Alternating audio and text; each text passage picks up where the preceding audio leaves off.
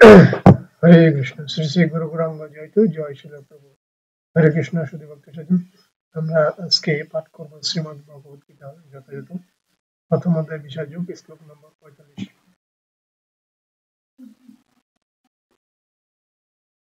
ইয়াদি মম অপ্রতিকারম অশস্ত্রম শস্ত্র প্রাণায়াম ধাতরাষ্ট্র রণে হন্য তৎমে ক্ষমতরম ভবেৎ। যদি যদি মাম আমাকে অপ্রতিকারম প্রতিরোধ রহিত অশস্ত্রম নিরস্ত্র শস্ত্র প্রাণায়াম শস্ত্রধারী ধার্তরাষ্ট্র ধৃতরাষ্ট্রের পুত্ররা রণে রণক্ষেত্রে অন্য হত্যা করে তবে মে আমার ক্ষেমতরম অধিকতর মঙ্গল ভবেৎ হবে। কৃষ্ণবাদ। প্রতিরোধ রহিত ও নিরস্ত্র অবস্থায় আমাকে যদি শস্ত্রধারী ধৃতরাষ্ট্রের পুত্ররা যুদ্ধে বধ করে, তাহলে আমার অধিকতর মঙ্গলই হবে। প্রতিরোধ রহিত ও নিরস্ত্র অবস্থায় আমাকে যদি শস্ত্রধারী ধৃতরাষ্ট্রের পুত্ররা যদি বধ করে, তাহলে আমার অধিকতর মঙ্গলই হবে। এই কথা কে কাকে বলছেন? অর্জুন ভগবানকে বলছেন। তিনি তার শত্রুপক্ষদেরকে দর্শন করে তিনি খুবই মর্মাহত, তিনি খুবই কষ্ট পেয়েছেন। কারণ ওইখানে কে রয়েছেন? ওইখানে রয়েছেন পিতামহ ভীষ্ম, তার পরমারাধ্য গুরুদেব, অশ্বত্থামা বন্ধু এবং তার প্রিয় জ্যাঠাতো ভাই, যেটাকে বলে যে ধৃতরাষ্ট্র ধৃতরাষ্ট্র হচ্ছে তার জ্যাঠা, এবং তার ভাইয়েরা রয়েছে, মানে তার জ্যাঠাতো ভাইয়েরা রয়েছে, দুর্যোধন দুঃশাসন তারা হচ্ছে জ্যাঠাতো, এবং তারও পৌত্ররা রয়েছে।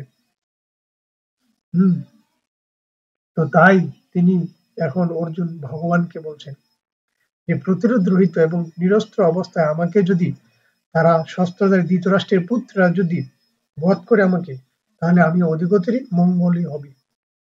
অর্জুন সেটা মনে মনে ভাবছেন, কি হবে যুদ্ধ করে, তাহলে তারা আমাকেই মেরে ফেলো, আমি তো অস্ত্র ধারণ করবো না, তারা আমাকে মেরে ফেলো। তিনি সেটা ভাবছেন, মন গড়া চিন্তা করছেন। শিলপ্রভুর তাৎপর্য কি? ক্ষত্রিয় রণনীতি অনুসারে নিয়ম আছে, শত্রু যদি নিরস্ত্র হয় অথবা যুদ্ধে অনিচ্ছুক হয়, তবে তাকে আক্রমণ করা যাবে না।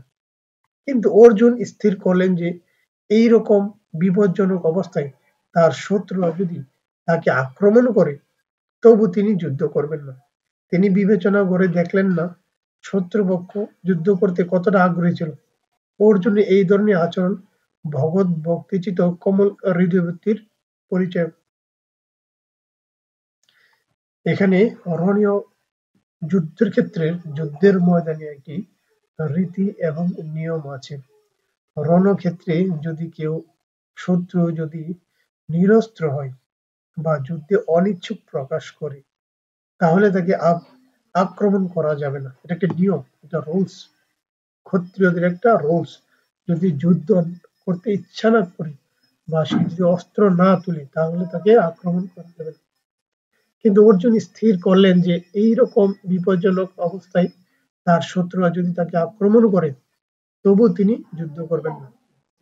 তো তিনি অস্ত্র ধারণ করেন না, তিনি অস্ত্র ত্যাগ করেছেন। এবং এই অবস্থায়ও যদি যুদ্ধ হয়, সে যদি তাকে যদি আক্রমণ করতে আসে, তাও তিনি কোনো কিছু করবেন না। তিনি সেটা বলছেন, তাও তিনি যুদ্ধ করবেন না।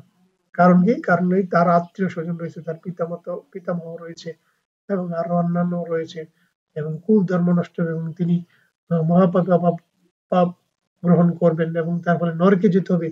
এই সমস্ত চিন্তা তার মাথায় ভর্তি।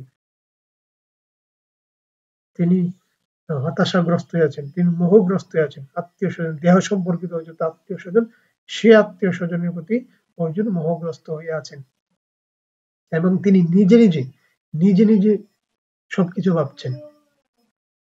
তিনি বিবেচনা করে দেখলেন না শত্রুপক্ষ যুদ্ধ করতে কতটা আগ্রহী ছিল। অর্জুনের এই ধরনের আচরণ ভগবত ভক্তিজিত কমল হৃদয় বৃত্তির পরিচয়। তো তিনি এই যে তার একটা মায়া, তার ভগবত ভক্তিচিত কোমল, তার হৃদয়টা কোমল বৃত্তির পরিচয় হিসেবে এখানে দেখা যাচ্ছে যে তিনি যুদ্ধ করবেন না। তিনি হতাশাগ্রস্ত যে কাদের জন্য যুদ্ধ করবেন, যাদের জন্য সে রাজ্য লাভ করতে চায় তারাই যদি না থাকে তাহলে রাজ্য লাভ করে কি লাভ, তিনি সেটা এখানে বোঝাতে চাইছেন।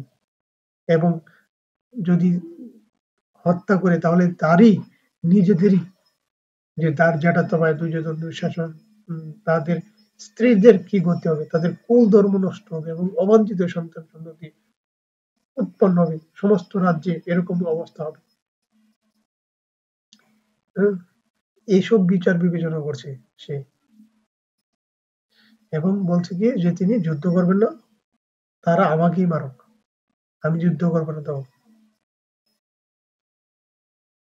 এই যে তার যে মনোভাব, তার যে চিন্তা চেতনা, এটা হচ্ছে মোহগ্রস্ত। সে মোহগ্রস্ত বলে আছে। তো ভগবান পরবর্তীতে বলবেন যে অর্জুনের এই যে মোহগ্রস্ত, এই মোহগ্রস্ত কিভাবে দূর করবেন।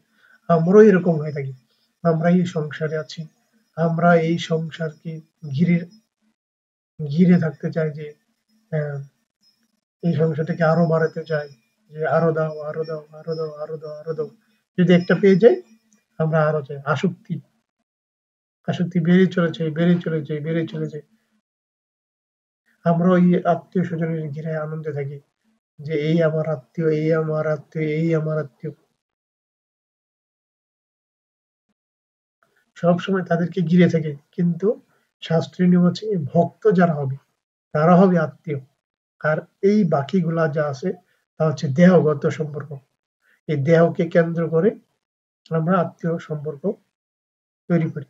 কিন্তু যদি প্রশ্ন করা হয় তুমি কি বা আমি কি, তাহলে উত্তর কি হবে, যে আমি জড়দেহ নই, আমি হচ্ছে চিন্ময় আত্মা, আমি হচ্ছে ভগবানের অবিচ্ছেদ্য অংশ। অংশের কাজ কি? পূর্ণের সেবা করা। তাহলে পূর্ণকে? পরমেশ্বর ভগবান শ্রীকৃষ্ণ। অতএব অংশের কাজ হচ্ছে পূর্ণের সেবা করা, অর্থাৎ আমি হচ্ছে ভগবানের নিত্য দাস। তো সবসময় ভগবানের সেবায় নিয়োজিত থাকতে হবে, এটা হচ্ছে আমার পরিচয়, নট আমার দেহগত সম্পর্ক, আত্মীয় স্বজন বা অন্য কিছু। ভগবান এই জিনিসগুলাই অর্জুন এখানে মোহগ্রস্ত হয়ে আছে, যে সে ভাবছে যে তার হচ্ছে সব পিতামহ, সব হচ্ছে আত্মীয় স্বজন, সব হচ্ছে ভাই বন্ধু বান্ধব, এই চিন্তা করছে, এই মোহগ্রস্ত হয়ে আছে। অথচ তার হচ্ছে অধার্মিক সমাজে বিশৃঙ্খলা সৃষ্টি করছে, অধর্মে ধর্মটাকে নষ্ট করে দিচ্ছে। এবং রাজ সিংহাসনে যিনি বসে আছেন, রাজ সিংহাসন বসবেন একজন ধার্মিক লোক।